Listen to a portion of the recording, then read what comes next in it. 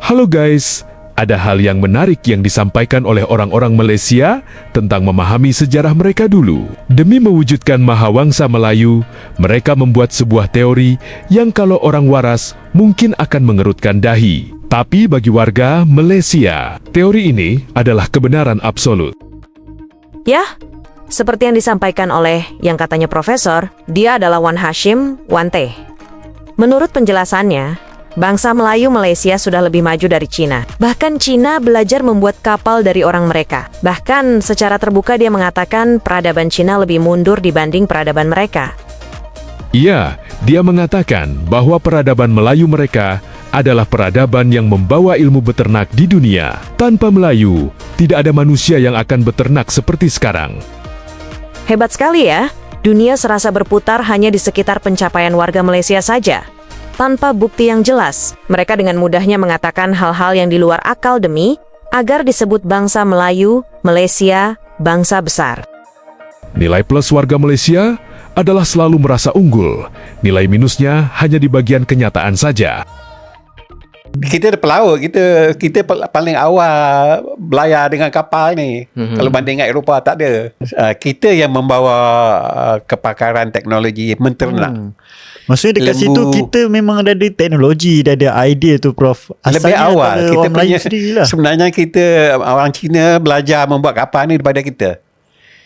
Dia lebih mundur daripada kita dan tiba-tiba bila kapal kita nak pergi ke sana kan, negeri Cina terlalu besar, dia kata nak masuk pelabuhan dia kena parking jauh kat luar dan pakai perahu kecil baru masuk. Dia belajar daripada kita sebenarnya. Jong tu memang masyhur lah ya. Melayu dah belayar sampai ke negeri China, ke Jepun kan. Tang tu dah sampai ke sana. Kita dah menjangkau belayar jauh dah. Belayar jauh tu Tidak hanya dia, tapi Helmi Effendi, warga Malaysia yang lain juga menyatakan hal serupa. Dia menekankan bahwa bangsa Cina belajar membuat kapal dari bangsa Melayu, Malaysia, dan menyatakan bahwa peradaban mereka jauh lebih maju dibanding yang lain. Waduh, hidup warga Malaysia pasti sangat melelahkan karena harus selalu terlihat lebih hebat dari bangsa lain. Padahal mereka tidak perlu selalu merasa besar, hanya untuk membuktikan bahwa mereka ada. Sebenarnya kita jadi ingin bilang ke mereka, untuk berhentilah berlagak juara di kompetisi yang kamu buat sendiri di dalam kepalamu. Tapi pasti dengan sifat denial, mereka tidak akan mendengarnya juga. Jadi ya, kita nikmati saja. Contohnya kapal, ilmu laut. Tanpa orang Melayu, orang Cina tidak akan belajar, tak tahu cara untuk membina kapal. Ya. Orang Cina kalau saya baca buku Linda Seffler, Southeast Asia Maritime ke apa, dalam buku dia pasal apa, Maritime Southeast Asia, dia cakap orang Cina daripada zaman dinasti Han belajar cara untuk membina kapal daripada orang Melayu. Justru kita lagi maju lah. Dr. Bazrul juga menyatakan bahwa bangsa Melayu adalah bangsa yang lebih tua, bahkan dibandingkan Cina atau bangsa lain di dunia ini. Wah, luar biasa sekali ya, bangsa Melayu Malaysia ini. Ya, dia juga menjelaskan bahwa Malaysia memiliki hutan tertua di dunia, bahkan mengklaim bahwa hutannya lebih hebat dibanding Amazon. Menurut Dr. Basrul, hutan Melayu memiliki fauna yang tidak kalah tua, seperti komodo dan anoa. Tunggu sebentar, komodo? Bukankah itu adanya di Indonesia? Dan anoa, bukankah hewan itu khas Sulawesi? Namanya juga warga Malaysia. Komodo dan anoa pun dimelayukan oleh mereka. Waduh, ini gimana konsepnya? Mau disebut bangsa besar, tapi numpang kepunyaan lain. Mungkin Malaysia perlu mendaftarkan diri ke UNESCO sebagai keajaiban dunia ke-8 sebagai bangsa Tomadun Mahawangsa. Malaysia ni, alam Melayu ni bumi yang sangat bertua. Sejarah kita sebenarnya lebih tua daripada sejarah China. Lebih tua dari sejarah lain-lain. Sebab tu kajian mutakhir mengatakan alam Melayu ni tamadunnya lebih tua daripada China segala macam. Cuma sebab terlampau tua, bukti-bukti apa dia sangat susah nak dapat. Itu yang pertama. Yang kedua, hutan kita hutan tertua di dunia.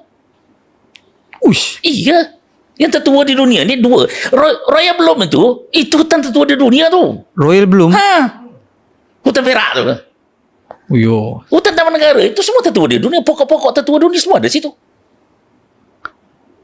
Macam mana boleh jadi tuduh? Maksudnya dia adalah Dia orang ada ahli pakai ukur lah. Saiz batang dia apa semua. Tapi hutan tertua di dunia ni ada dua. Hutan tertua di dunia ni ada dua. Hutan Malaysia, hutan tropika kita ni dengan hutan Amazon. Amazon lagi menakutkan lah. Sebenarnya kita lagi hebat. Kita punya hutan lagi menakutkan pada hutan. Menakutkan, lagi besar. Tak, I mean dari segi keselamatan. Keselamatan kita pun menakutkan.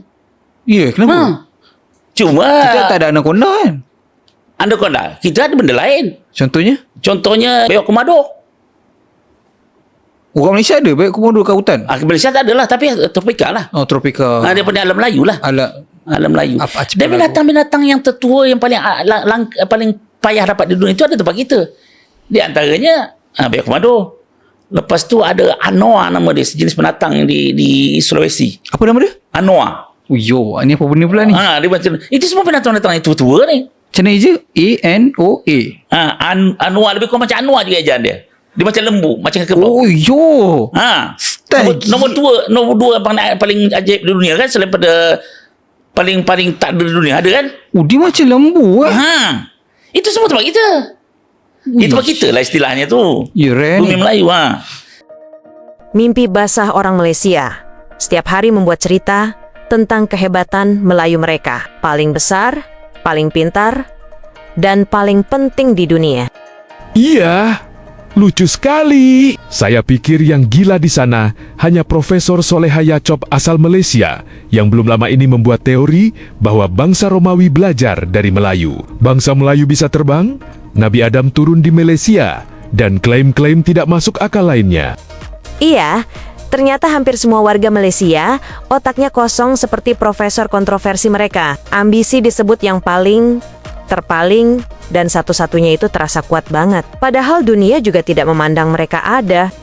Kalau klaim soal Malaysia pembuat ilmu belacan terbaik, mungkin dunia masih bilang oke, terserah kalian. Tapi, kalau udah urusan sampai bangsa paling besar, paling kuat dan paling pintar kayak gini, orang-orang di dunia juga bakal mengerutkan dahi mereka. Kok bisa kepikiran bicara begini? Tapi lagi-lagi, itulah kehebatan warga Malaysia. Bangga karena tidak memiliki otak dan pemikiran.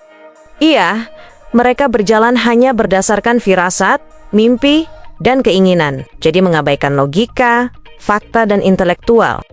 Baiklah, informasi akhiri pembahasan kali ini. Aku ingin tahu, apakah kalian pernah menemukan teori kebesaran alam Melayu Mahawangsa yang lebih absurd dari ini? Tulis di kolom komentar ya.